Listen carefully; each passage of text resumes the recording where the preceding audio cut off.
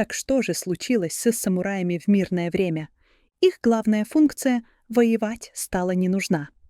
Чтобы занять этот многочисленный класс, сёгунат превратил их из воинов в бюрократов, чиновников, управленцев и полицейских. Самураи теперь должны были не рубить головы, а собирать налоги, вести учет и следить за порядком. Меч стал статусным символом. Право носить два меча, длинный катана и короткий вакидзаси, имели только самураи. Но теперь эти мечи редко вынимали из ножен. Бусидо стал философией. Поскольку практическое применение боевых навыков сошло на нет, кодекс Бусидо стали активно записывать и проповедовать как духовную дисциплину.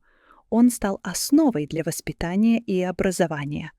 Многие самураи, особенно низшего ранга, жили на фиксированное жалование, рисом, и беднели.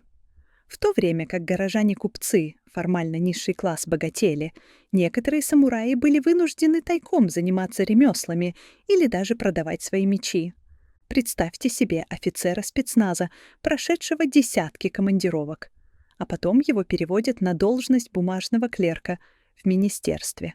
Он сохраняет свою форму, звания и уважения, но его боевые навыки медленно ржавеют без применения. Он чувствует себя неудел. Примерно так чувствовали себя многие самураи в эпоху Токугава. В 1853 году к берегам Японии прибыли черные корабли американского коммодора Мэтью Перри. Это стало шоком для изолированной страны. Стало ясно, что Япония отстала от мира в технологическом и военном отношении. В 1868 году произошла реставрация Мэйдзи. Революция, которая вернула реальную власть императору и упразднила сёгунат. Новое правительство взяло курс на модернизацию по западному образцу. Что это означало для самураев? Их привилегии были отменены одной за другой. Отмена права на ношение мечей — это был символический удар. Самурай без меча переставал быть самураем. Отмена фиксированных пенсий. Вместо этого им выдали единовременную компенсацию, но для многих это означало конец стабильному доходу. Создание современной призывной армии.